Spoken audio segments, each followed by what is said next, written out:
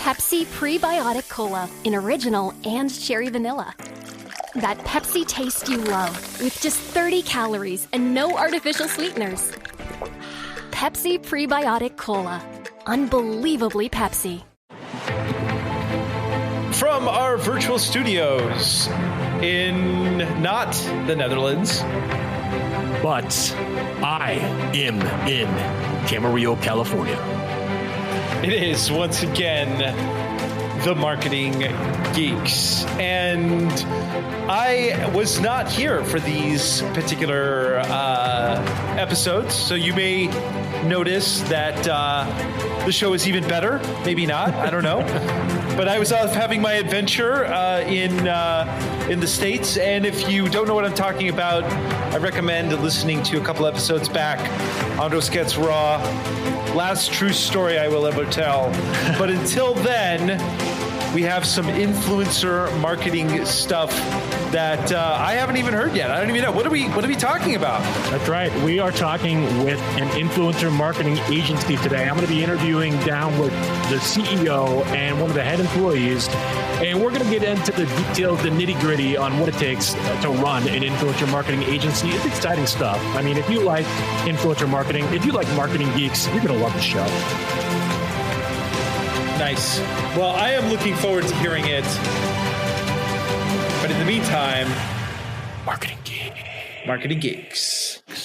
Welcome to the show, everybody. As mentioned, I was not here, unfortunately, for this fantabulous interview. I was off, having my grand adventure. But regardless of that fact, we still need to pay some bills. So stand by. We'll be right back. Trading at Schwab is now powered by Ameritrade, giving you even more specialized support than ever before. Like access to the trade desk, our team of passionate traders ready to tackle anything from the most complex trading questions to a simple strategy gut check. Need assistance? No problem. Get 24/7 professional answers and live help, and access support by phone, email, and in-platform chat. That's how Schwab is here for you, to help you trade brilliantly. Learn more at schwab.com/trading. This episode is brought to you by Indeed. Stop waiting around for the perfect candidate. Instead, use Indeed sponsored jobs to find the right people with the right skills fast. It's a simple way to make sure your listing is the first candidates see. According to Indeed data, sponsored jobs have 4 times more applicants than non-sponsored jobs. So go build your dream team today with Indeed. Get a $75 sponsored job credit at Indeed.com/podcast. Terms and conditions apply. Now, as a marketer, you know that your website is the most important brand asset that you have for any digital experience. So you need to make sure that you need to have testing and building and optimizing for your site. And that's why there is a solution that is called Pantheon. It's a platform that will give you a Drupal or WordPress experience that surpasses any other platform. What do you think of that? In fact, it's actually the only web ops platform built from the ground up for agility. And it actually gives web teams agile superpowers to iterate faster and deliver results. In fact, it's so good that organizations like Coach, Yale University, and ACLU trust Pantheon to keep their sites fast, scalable, and secure. And there's a listener offer. So if you go to pantheon.io/marketinggeeks, Pantheon will give you a special thing. Special welcome offer. So again, that's pantheon.io/marketinggeeks. You're going to want to check that out. Back to the show. Welcome to another edition of Marketing Geeks. My name is Justin Womack, and I am here again with 2 very special guests. And we were going to be talking quite a bit about the world of influencer marketing. Today, I'm going to be joined by Nicholas Vincent DiSanto and Kamiu. Did I say that right? Kamiu? Kamiu. Yeah, that's right. Kamiu Lee is the CEO of Activate, which is an influencer marketing agency, and Nicholas is the CTO. So let's just get into it. Kamiu, why don't you tell us a little bit about yourself, how you started this company, and tell us a little bit about what Activate does as a company. Sure. Yeah. So we, as a company, we actually started out as a company called Bloglovin. We were building tools for fashion bloggers at the very beginnings of the influencer industry kind of growing. We launched Activate as a platform, as a technology platform about 3.5 years ago to really connect marketers with influencers across various social channels as well as blog. What kind of tools were you doing with the bloggers early on? That was a tool for them to discover each other's content, because at the time blogs were really the main channel that these influencers or content creators were publishing on, and there was no unified feed, so to speak. If you think about Instagram or Twitter, there's a unified feed for where people publish that content. Blogs are very distributed across different publishing platforms, whether it's Squarespace or Tumblr, and so we were initially building a tool for them to see what others in their space were publishing about, and also for them to build their audience online. And that still continues today to be a platform that we leverage to promote great content creators. And Activate is the platform that we provide more commercial opportunities to those creators. So why influencer marketing? What got you into this as the method of growing a brand, growing a business? What do you see in influencer marketing that's better than the other alternatives out there? So we fell into influencer marketing, I would say. We had this tool, Bloglovin, that was built for creators. We got brands coming to us, asking us for introductions to certain bloggers that they saw on Bloglovin. And that was really where it all began. And we were kind of doing this manually initially. And then, we started building out a technology to really support that. I'm actually joined by Nick, our CTO, who does a lot of work in really, figuring out what are the things that need to be built to really support this very, it's a very decentralized space. There's hundreds of thousands of creators out there across all different spectrums, across all different social platforms. So that's how we got into this space. As a marketing channel, I think that there are, if you're thinking about targeting today's consumer, social media broadly, paid social ads on social media is a great way to reach that audience. Your traditional channels are fragmenting, whether it's, print or even TV. But you have certainly other channels like out of home and direct mail that, continues to live on. But where the attention is today is certainly on social.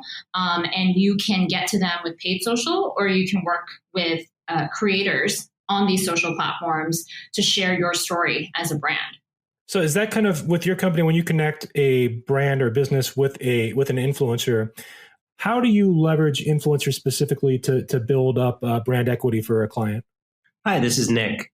So Activate is a platform and a marketplace. We have a large number of influencers that are on our platform looking for opportunities to work with brands that they admire, and whose messaging, they're comfortable standing behind and advocating for. And we also have on that marketplace brands, and they will pitch an idea out there. This is what we're looking to accomplish, and influencers will then apply and say, I'd be interested in working on that. And then the marketplace is where they make that connection and discuss the details about how that implementation will actually roll out. Yeah, and just to further flesh that out, I think that in terms of the types of opportunities that, we find on the platform, on the Activate platform today, you have a brand that may be launching a new product and looking for influencers to try that product and share on social. You may have brands that are hosting an event and looking for influencers in certain regions of the country to join those events and go in store and talk about their experience. And then you even have, in some cases, brands that are actually looking almost to cast for influencers as talent. So looking for folks to feature in their content. So looking for influencers to put into their ads, or a media company that's looking for an influencer to feature in their video series. So we're seeing all types of different use cases when it comes to influencer, and the platform really allows for flexibility in terms of the different types of collaborations that can happen between a marketer and an influencer. Now, when you use the term influencer, I'm curious if you've do you have a verification process that you use to? I mean, do you look at like somebody's engagement versus their like count, or what is it like? What qualifies? Like, what's the operational definition? I guess I would say, like, how do you define an influencer in the space? That's a very relevant question. A lot of people define influencer slightly differently, and we don't want to impose too much on them. So we very much try to allow them to go ahead and define influencer however they see fit.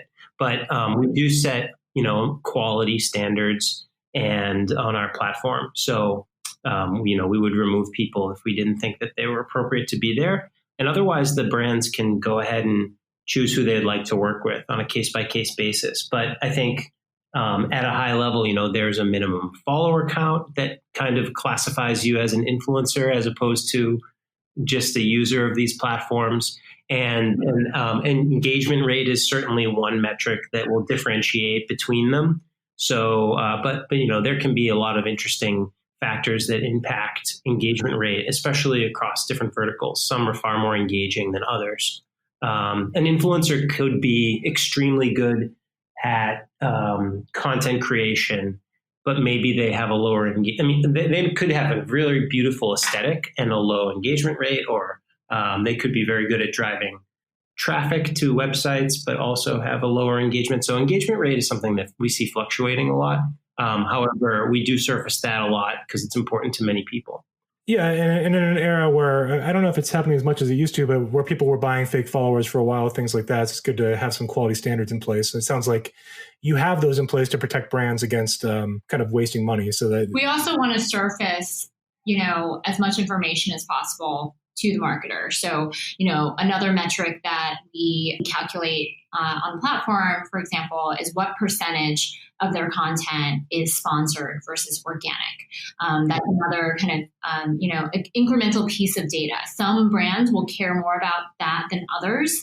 They may have varying levels. Some may say, hey, I only want to work with influencers that have never worked with a brand before. And some may say, as long as it's under a certain percentage, I'm comfortable. And that's part of my vetting process. So we really want to enable them to make their own decisions, as Nick referenced, with regards to who they want to partner with, but make it so that they can quickly make those decisions in a scalable way.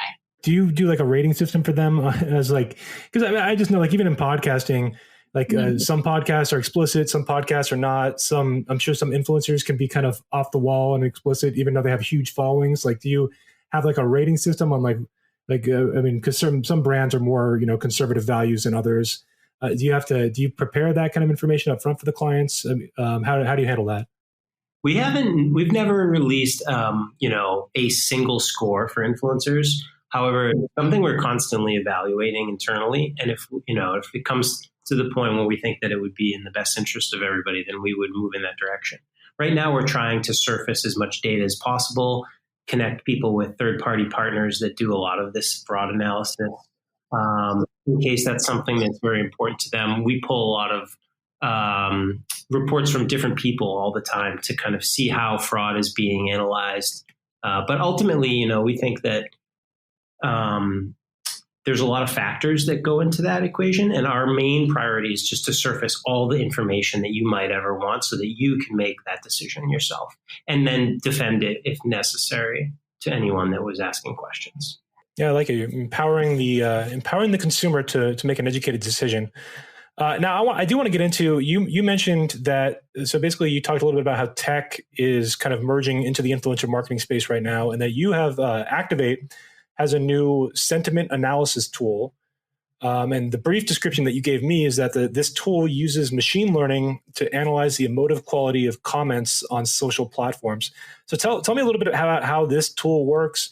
I imagine it. So it's like basically scanning comments, and it's and what is it looking for? It's looking for like emotional reactions. Or tell me about it. So sentiment is interesting because if you look at a bunch of comments, they could be good, they could be bad. And when you're working on an influencer program, we see campaigns where people are engaging 100 influencers and they're getting over 100 comments. So that number, if you were to try to analyze that manually, quickly gets a little bit unsustainable. So what this tool does is essentially it works in a few different ways, but it grabs all of the comments, all of that text, feeds it through an engine, which will then analyze for sentiment. And we're experimenting with a lot of different technologies to power that. Something that is emerging right now as very popular and sort of a new capability out there in the space that you can tap into. So our goal is to provide you with an understanding of what people are saying about the content that you might be paying for. Now, if you run a campaign and engage all of these influencers, you want to know what the sentiment is around that content. So we break it down into a few different areas and give you that information. We also, this is really interesting. One of them is one of the areas that we analyze is consideration, like whether you're considering working with this brand or considering buying this product. That's one of the more interesting sentiments that we were able to pull out. And then one of the big interesting technical challenges here is negativity can often be triggered with false positives. So somebody will say something jokingly and it comes up as negative. Like that's bomb, right? And that's bomb is very positive actually, but through machine learning, we need to kind of teach it and be able to kind of adopt that. Right. What about sarcasm?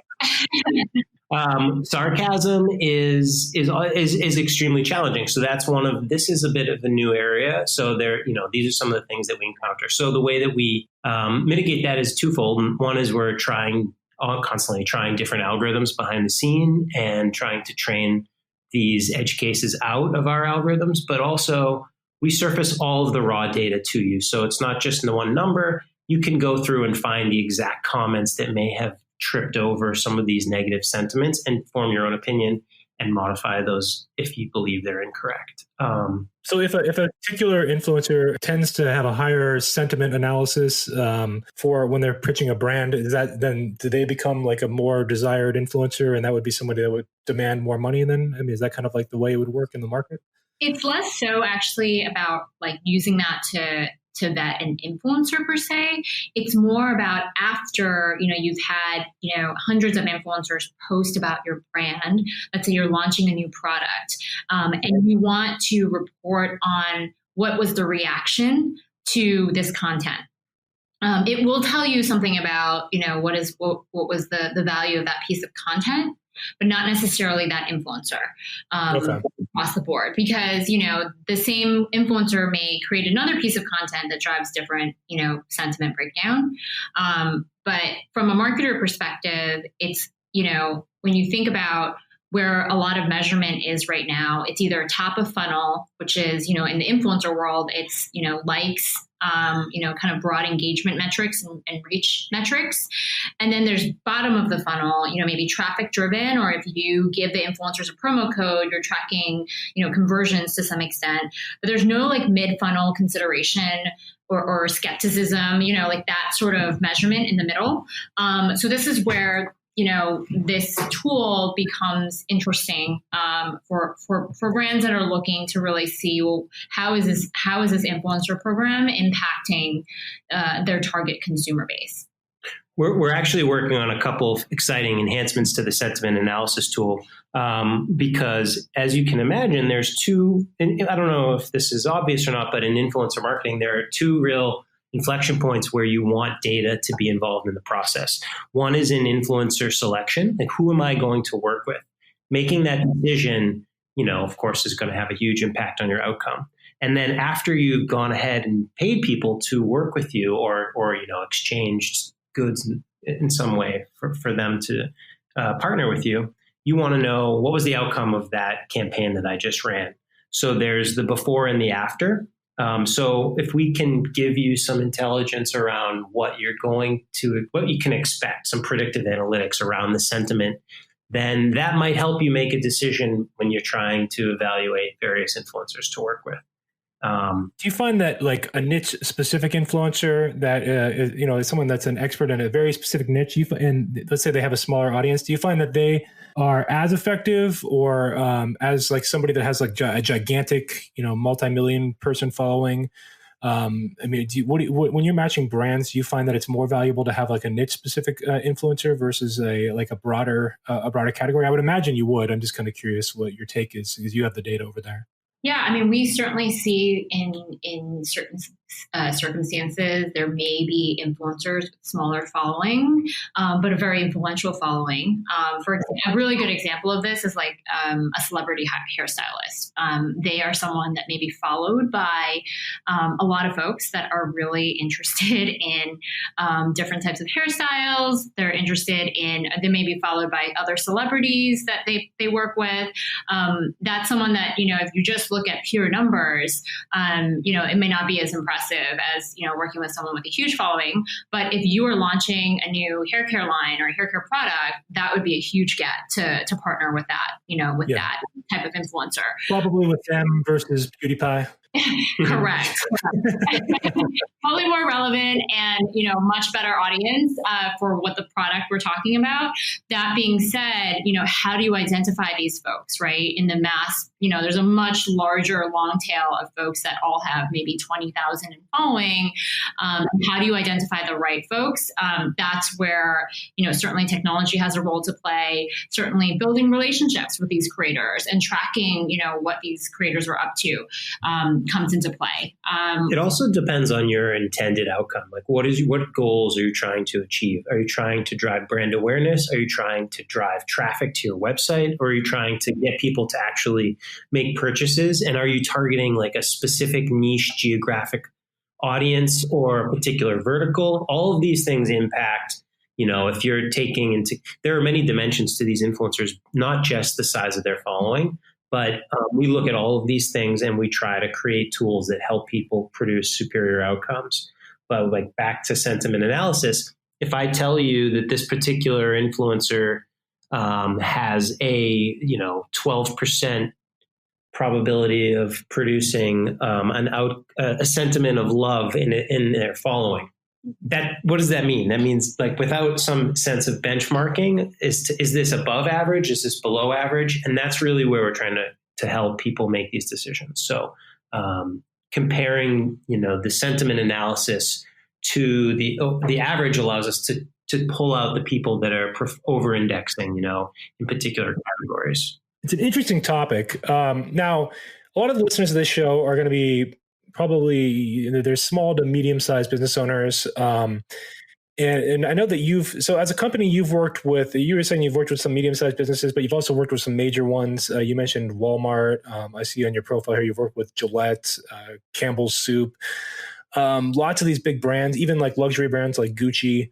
So tell me, I'd like to hear a little bit about like how you work with like a medium-sized business versus how you work with like a bigger brand, and kind of what, maybe just tell me a little bit about how those campaigns are like, how they're different. I'd just like to hear a little bit about that. Yeah, I mean, we're certainly working with a number of smaller brands, some of whom are even pre-launch right now, that are, I guess you would kind of fit them in the mold of, direct to consumer DTC type brands. These are, certainly smaller businesses, ranging from, 5 employees all the way through to maybe a couple of hundred employees. In those cases, it still comes down to, as Nick referenced earlier, like what is the goal of this program?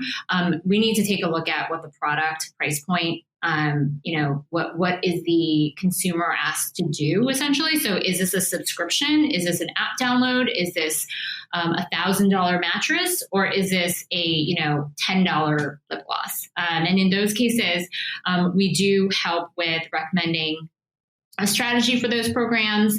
If it is a brand or a product that lends itself well to sampling, for example, meaning, if you're able to ship out product to influencers and it's something that influencers will engage well with and create content organically, that can be a very inexpensive way for a smaller brand to start working with influencers. And they, and there's a handful of brands like that use our platform predominantly to do that, to launch new products, to sample product to influencers, and then identify which are the top performers to re-engage in deeper relationships in a paid capacity with those influencers.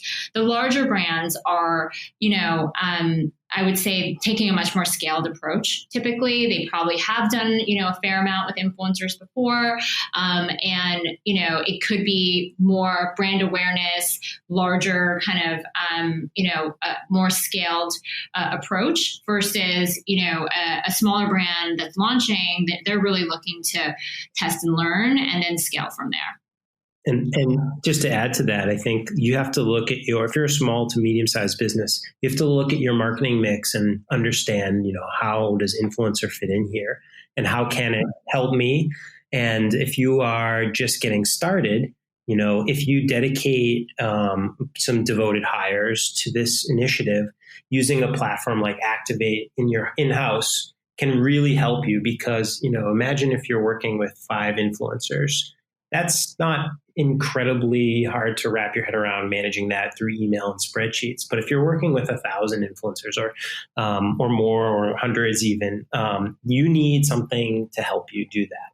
And if you have a team in-house of experts doing influencer marketing all of the time, then you're going to definitely want a tool to help you do that. And that's what our platform is for. If, on the other hand, you're new to this and you're just getting started and maybe you don't have dedicated resources internally, you have people that are multitasking, then you're going to want to leverage someone who's an expert in the field to help you execute on these initiatives, prove out their value, and then maybe you can double down internally and take this all in-house. So that's one of the beauties of our company and where we really differentiate and shine from some of the other players is that we have this self-serve technology platform and an in-house agency that we call the studio team. And you can use one or the other or both as a hybrid model so that you're using our platform and we're there to help you determine who you might want to be working with to achieve your goals and what sort of creative strategy is really going to help you to meet those needs. So when you're finding influencers to be a part of your network, are you looking at any specific social networks? Are you grabbing more people from Instagram, or is there a mix of YouTube, Instagram, Facebook, or what social networks do you specialize in, or do you specialize in any, or how does that work? So we have talent across all of the different social platforms. I would say some of the newer channels like TikTok, we are actively exploring. We don't necessarily think about it as how many Instagrammers we want to bring into the fold. We think about it in terms of the talent and what their area of expertise may be, and what are the trends that we're seeing in the space where we want to build out a bigger community around that particular vertical. So a really good example is, we recently built out, a list of creators that are bilingual influencers, Spanish and English speaking creators that create content in both languages across multiple platforms. Instagram probably being the biggest platform right now in the influencer space, but YouTube, Twitter, Facebook, blogs. So it's not necessarily focused on one platform in particular. Another list or another group that we recently curated and built out, are new dads. We're seeing a lot of. That's me too. There you go. Yeah. It's a whole new one. That's a group that we want to tap into, right? Whether it's certain ethnicities or certain, folks that are really into wine and, are maybe not sommelier level, but they are, wine connoisseurs to some extent. So that's what we think about, the creator base, and not necessarily, just each particular channel. And although we do some outreach to recruit people into our platform, the overwhelming majority of influencers are coming here organically because they're hearing from their friends that this is a platform where they can get connected with brands. So they're just coming in and signing up on their own. And then the second biggest category of recruitment to our marketplace comes from the brands themselves on our platform, finding people and inviting them to come and join the marketplace so they can work together. That makes sense. Now, actually, you mentioned TikTok, so I want to talk about that for a minute here. Now, do you have influencers from TikTok already? You said you were playing around in the space. Is that something you're still just looking at, or have you identified a few influencers? And if so, is that leveraging itself well for businesses yet? I mean, I look at TikTok as kind of a young demographic, so I guess it depends on the type of company. But what is the demographic on TikTok? Is that like 9 to like 17, or like what would you say is the demographic? And then tell me a little bit about TikTok and what you're playing with over there. Yeah, with regards to TikTok, I mean, 70% of that audience is, under the age of 25. So it definitely leans young. It's a very Gen Z oriented platform. We do have creators on our platform that are on TikTok.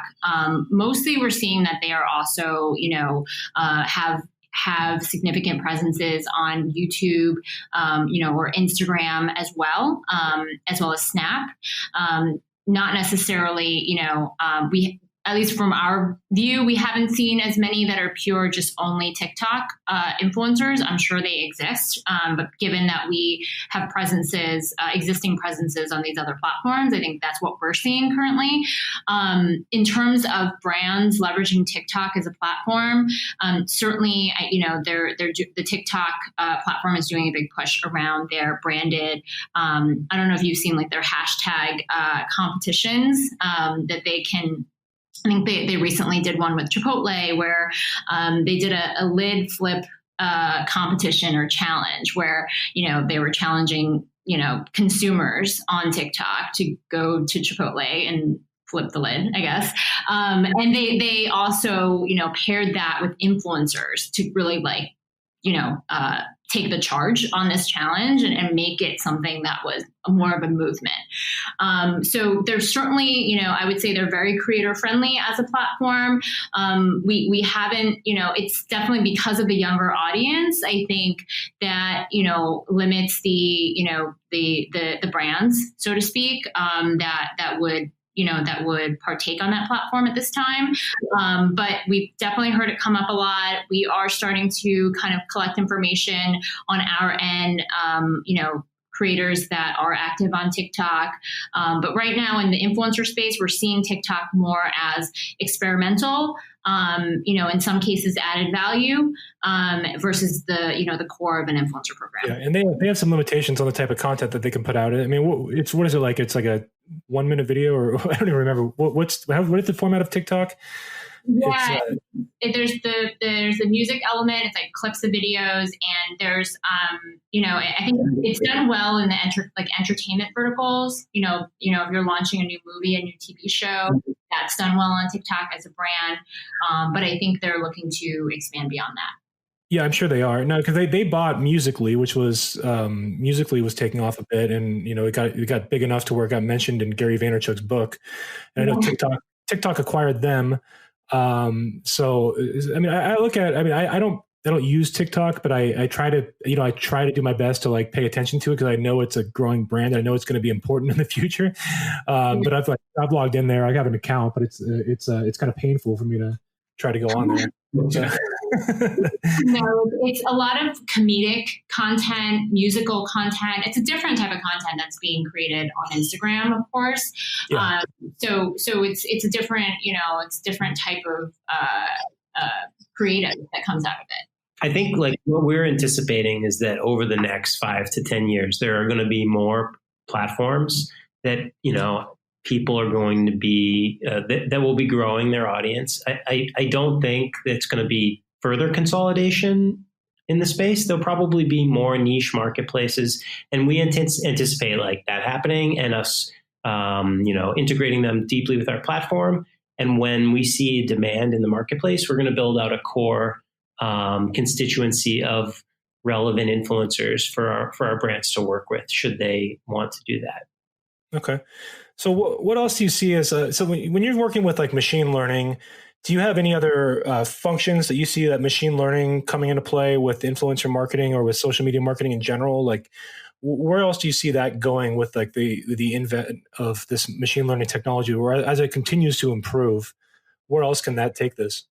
Machine learning, that term gets thrown around quite a bit. I think if you just think about it more broadly as technology, the role that technology really has to play is in your ability to scale and the ability for you to choose influencers to work with that are going to drive the results that you're looking for.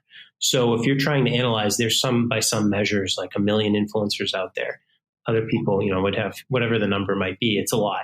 So trying to figure out who to work with is definitely challenging. And it's not hard to find people that make beautiful content or people that have a lot of followers. But if you're trying to achieve like true business results, which, you're spending a lot of money on these initiatives, that's what you're really looking for.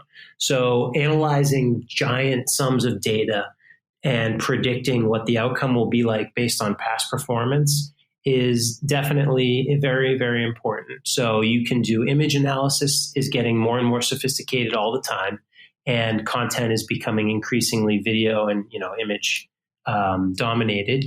So that's going to be very important. The sentiment analysis capabilities and natural language processing will continue to evolve over time that can help us parse out, long form content and comments and responses to short form content.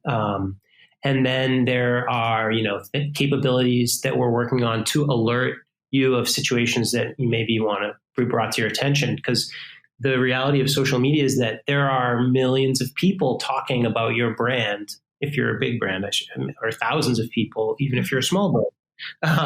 There are people talking about your company out there on the internet, and you want to know that, but you can't read it all, especially as you get successful. So you need to keep an eye on that, and you need machines to help you do that.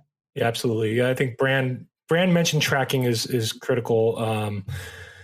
Because it's easy to lose sight of how you're being received in the general public, and if you don't have a hold on that, that's a problem for the company. Another big thing, just to tack onto what I was saying earlier, is pricing, right? Like how much to pay this person. If you can optimize that and get more efficient with pricing, and have confidence that you're paying a correct, How does influencer pricing work? So I have not really dove into the field of influencer marketing as much. Now I have a podcast and I know how podcasting marketing works. And it's kind of like on a CPM basis, which is, cost per 1,000 impressions. Is that similar to how you're paying influencers, like per 1,000 impressions? Are you paying them on like a per like basis? Are they paid on a per comment basis? Like how does an influencer, this is a general standpoint. I mean, you don't have to go, if it gets too proprietary or something, you don't have to answer it all the way, but I'm just kind of curious, like on a general standpoint, how influencers get paid. I mean, I think it's a negotiation often between the two parties involved, and we see a lot of variability there. There are definitely a number of factors that influence that, be it for some example, what are the usage rights of the content that is being produced by the influencer? Are they just going to post it, or do I get to use that in my own marketing materials? What is the period of exclusivity and how broad is that, where the influencer is not going to talk about my competition? Are you asking for the influencer to show up somewhere in person and create content about some sort of experience, or are you just asking them to post from wherever they are, right? And there's differences in terms of the level of work and commitment, essentially, like how much work and how much do you need from the influencer. The other element to keep in mind is pricing also changes depending on what brand is involved and what product is involved. The same influencer may be asked to do the same thing for two different brands, and for a brand that they, maybe have been fans of forever, have been using forever, versus a brand new brand that they haven't heard of, but they're excited to potentially try. That's a different situation and a different pricing, ask from the influencer. Part of what makes this industry really interesting is it's about people. You have, potentially, for some of the brands that we work with, they're working with thousands of influencers a month. These are all relationships that need to be managed, and you need to understand, specific pieces of information about that influencer. Maybe when you've worked with them in the past, what was that performance? What was the pricing on that? What were the, negotiated terms? As well as maybe, when is their birthday? When you should be shipping something to them, and, wishing them a happy birthday. So all of those pieces of information is super important and unique between the brand influencer relationship. And that's actually something we've built into our platform as well. We have something called IRM, Influencer Relationship Management, that allows you to collect and store unique pieces of data about an influencer so that it can enhance your relationship with them. So you can remember, similar to how people use LinkedIn or Salesforce, like, so you can remember this, little bits of information about an influencer. You may have met them at a launch event, or, it could be someone that's already a customer of yours for many years. So you can use that as part of your influencer collaboration and make it much more personal. Well, it definitely makes a big difference if you have a nugget of information. If somebody reaches out to me on LinkedIn or something, and we don't have that connection, it's a lot. I'm probably not going to respond to them. But if it's like, oh yeah, I met you somewhere and we had this in common. I remember this about you. It definitely makes it much more likely I'm going to send a response back. It's not any different in the influencer space. It's, it's still about, relationships between people, whether it's the marketer and the influencer or the influencer and their audience. So as a company, you help negotiate those contracts that I would take when you that's kind of your role, is you're finding the influencers, you're negotiating the deals. In some cases we are, but in most cases, the brands are using our platform directly, and they are negotiating with the influencers the terms of what the collaboration. Okay. Yeah. So you're connecting them, and then they're taking that role on. Yeah, we're giving them the tools to do that. As Nick referenced earlier, in the cases where maybe a brand doesn't have as much of a built out in-house influencer team, we can be an extension of their team, so to speak, and help in those situations. But by and large, it's mostly brands really connecting directly with the influencers. Got it. So what else do I need to know about influencer marketing in 2019? So tell me some other like nuggets about influencer marketing, or where it's going. Like I'd love to just hear, like, tell me about your business some more and some of these value bombs. So I think one of the most exciting things that we're working on right now is we recently launched the IRM that Kamiu mentioned, which is really our initiative to focus more on long-term relationships. And what we're seeing is that in the past, people would want to do these one-off kind of campaigns to test out, I heard about influencer marketing on TV. I need to add that to my mix. And then what we're seeing now is more sophisticated brands are making this a core part of their strategy. And that's how they're really growing and resonating in the space. So they are developing these lists of influencers, databases of influencers that are quite large, and they're needing to track their performance and detailed metrics about what they're talking about, who else they're working with, over not just months, but years. So we're kind of evolving our platform to accommodate that type of workflow and support those sorts of initiatives. So that's one thing that we're pretty excited about here. What else do you want to add? I think the other thing that's exciting about this space right now is like the definition of an influencer is really changing. I mean, we touched upon this a little bit earlier, but 2 or 3 years ago, it was the beauty YouTuber or the fashion blogger. And now you're seeing, interior designers that, essentially someone that has like some sort of real life relevancy as to why they have special access to create great content. So you could be an interior designer, you could be a dermatologist, you could be a real estate agent, you could be a celebrity hairstylist, right? And so you're able to essentially give your audience a peek into a world that they normally would not have access to. We're seeing that becoming, essentially like the who can identify as an influencer is really broadening. And that also means from a brand perspective, you have a lot more, you have a lot of options in terms of how you might tap into your target audience and showcase your brand or product appropriately. So that's interesting to us because it makes, it makes the channel that is influencer marketing, I think, less about just product placement, but really much more about content, and really about, defined targeted audiences around that content. So that's the other thing I would want to flag more broadly about the space. Yeah, definitely. There's a rise in these smaller niche influencers for sure over the last few years. That's become pretty evident. So let's talk about influencers for a second here, actually. So what do you see, like, because you work with a lot of influencers, what do you see are the characteristics of the influencers that are actually gaining the most influence over an audience? Are you seeing that these are, I'm curious, this is kind of a different topic, but it's because I'm sure there's some listeners on here that are trying to become influencers on their own right now. And I'm wondering if there's any sort of commonalities that you see about the ones that are having the most success. Are they just high energy, like charismatic people? I mean, is there anything that you've noticed that that influencers do that others don't? Or like, I don't know, do you have anything to add on that? It's interesting. I mean, the concept of like which influencers will actually last and make it. So that is something that we've talked about, this concept of longevity in this space. There are there's influencers that have gotten into this space maybe 6, 7, 8 years ago that are kind of like burnt out, essentially. Like, you kind of have to keep up and create content constantly. There are new creators, as you know, that are coming onto the scene. The ones that last, you really have to enjoy the process of creating content, the process of engaging with your audience. You cannot, if you're just coming into this to see if you can monetize it, it's going to take quite some time to get to the point where there is a commercial opportunity for you. And so you really do need, like, the ones that have really broken out and are now, have really built businesses on this, they really love creating that content. Yeah.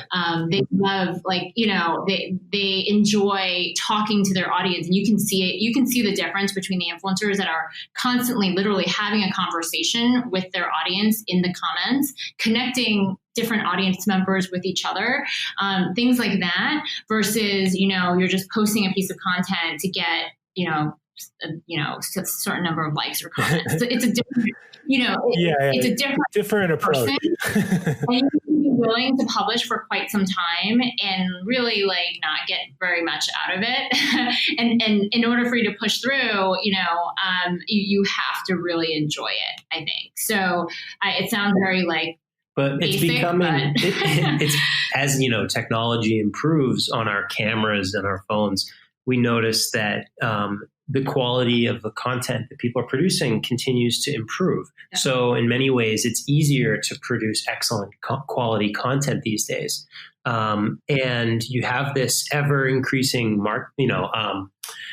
influencer sphere, right? So there's never been more competition than ever before. I like to compare it to, if you think about restaurants in New York City, if you're not incredible, you kind of go out of business pretty quickly. So you end up with a lot of really good restaurants in New York City. And I think that's what's happening in influencer right now, is that you have tons of people competing. And, as Kamiu mentioned, the energy necessary to take it seriously is only sustainable if you're getting a lot of personal and financial reward out of it. So we're seeing the quality increase and the results that you're able to drive increase over time because of that competition. And the one quality that really seems to make superstars is connecting with your audience. You can't just post and walk away. You have to really engage with them and make them feel like a part of your family, I guess. I don't know, maybe that's dramatic. Yeah. I mean, that makes sense. Yeah. And there's all sorts of ways to engage with your audience beyond just the post, beyond just engaging them on that post. We know, there are influencers that have private Facebook groups of just their core, most engaged fans. And in those groups, it's not about monetizing that audience. It really is just to engage with their super fans, so to speak. So they're putting all this. So the influencers that are doing really well, they're putting all this work behind the scenes beyond what you see them posting on YouTube or beyond what you see posting on Instagram. So I think sometimes it's certainly, it's an industry where it's very easy to say oh man, they get paid so much to post a selfie or whatever. But, there is a fair amount of work that goes into this, especially for those that are really, that are really doing it.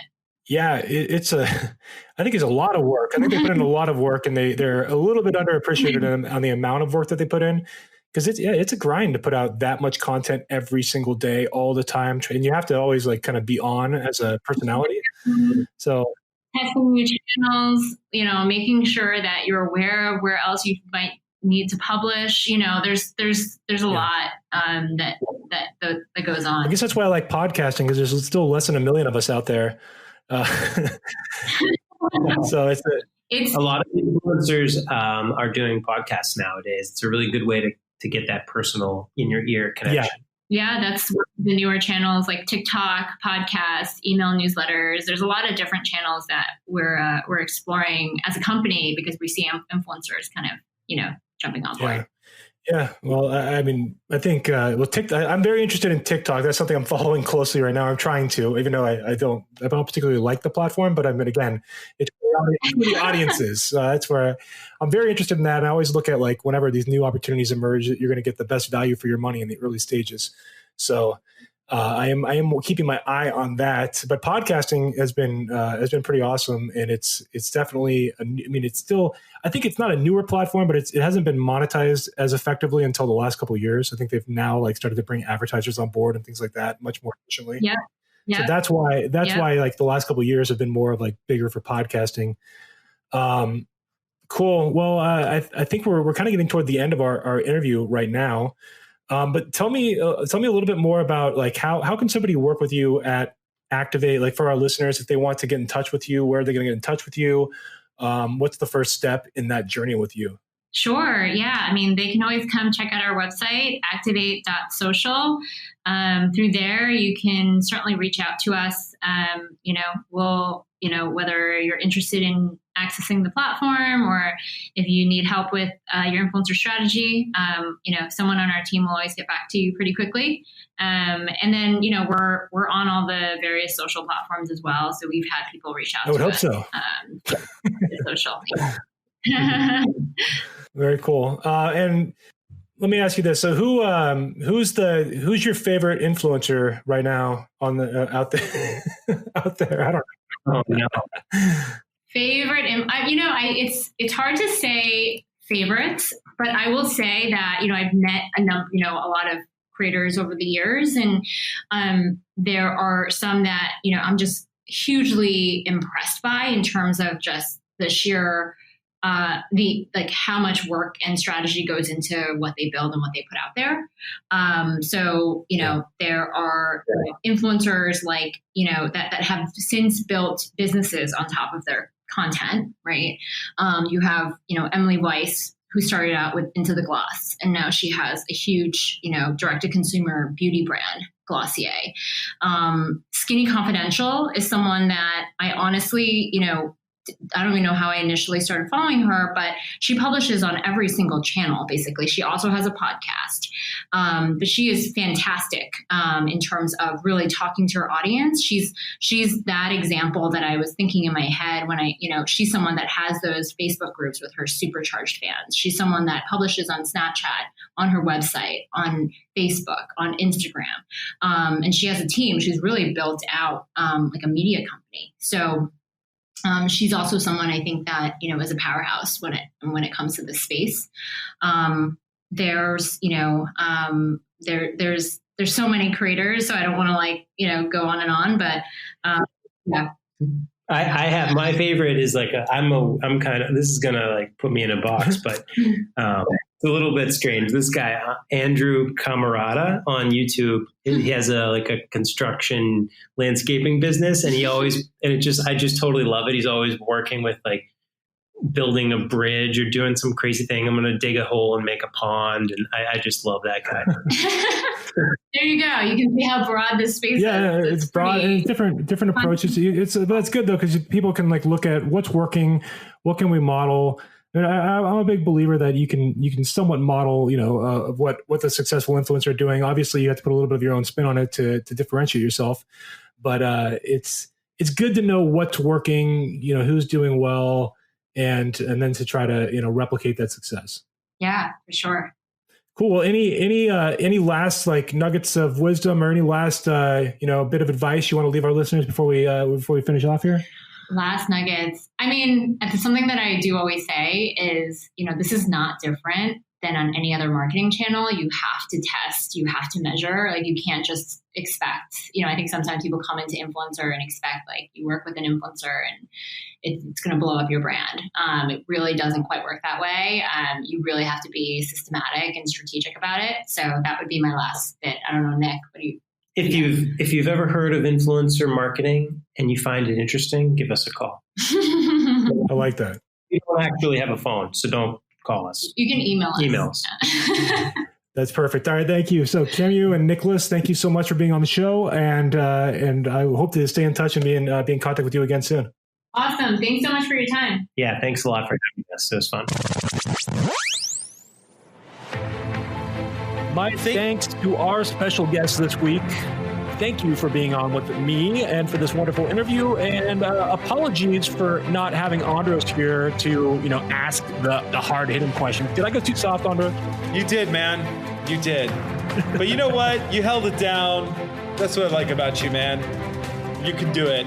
I believe in you. Somebody's got to hold down the fort when you're gone. That's right. That's right. Good job, brother. And next week, we will come back with in fact, we have, I'm back, and I have recorded the brand new show with you, Justin. Back in business. It's exciting. We got some fantastic guests coming up. We have some big names coming up in the near future as well. They are highly secretive, highly classified. We cannot reveal that information. If we did, it would be fully redacted anyway, so we're stuck. And with that, please, if you have any questions that you'd like answered, contact us. We would love to answer your questions on air. Leave us a review. It helps us out greatly. Tell 500 of your closest friends about us, and on and on. From all of us at Marketing Geeks,